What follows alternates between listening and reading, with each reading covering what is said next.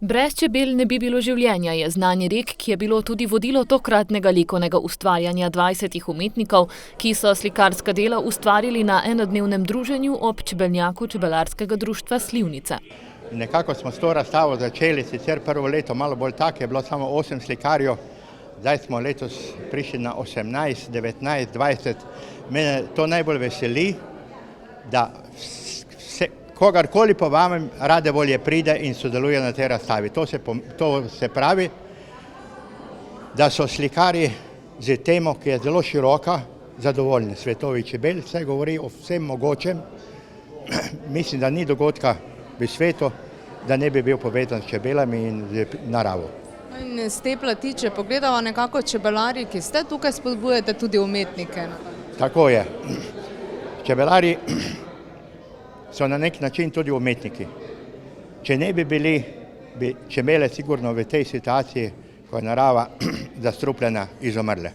Umetniki so se na povabilo k ustvarjanju na tej enodnevni koloniji rade volje odzvali. Ustvarjanje v naravi in z naravo je nekaj najlepšega, so povedali. Mislim, da to je ena prijetno srečanje, prijetno druženje, že samo tisto na sami koloniji, ne? In tako kot vidimo, zelo raznoliki ljudje prihajamo, ampak z nekim podobnim ciljem.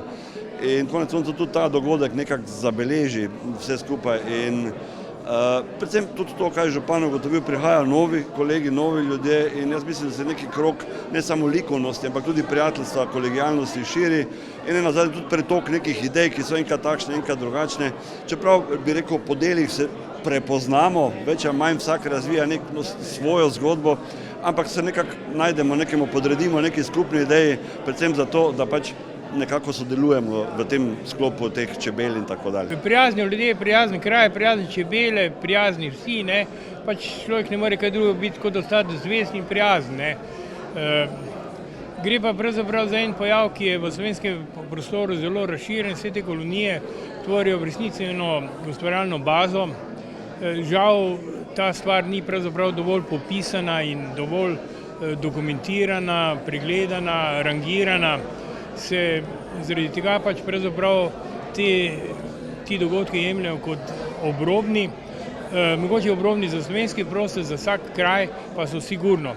Iz izkušenj, ker sem v večjih kolonijah, se v krajih, kjer se odvijajo likovne kolonije, pravzaprav en standard likovnega doživljanja v resnici dviguje, bi naj rekel, če ne ohranja. Kajti likovna kultura v slovenskem, sploh v sodobnem prostoru izredno propada. Ekranizacije slik je preveč in likovna umetnost z ekranizacijo slik tukaj težko in ne more več konkurirati. Zato se galerije spreminjajo v vse kaj druga kot v galerije. Čisto preprosto v nekem intervjuju sem povedal, kako bi koncertna publika se odzvala, če bi namesto orkestra igral zvočnik in bi bila predvajana glasba, kar se dogaja z ekrani v gledališču, mislim v galerijah. S produktom čebele. Tole je pač treba razmišljati. Nekaj je ostalo in nekaj takega sem dal na plat. Sicer pa kaj vam pomenijo čebele? Življenje. Brez tega smo mrtvi. Razstava je sicer na ogled v učilnici slivniške osnovne šole, kjer sicer poteka tudi čebelarski krožek in izobraževanja podmladka Čebelarskega društva Slivnica.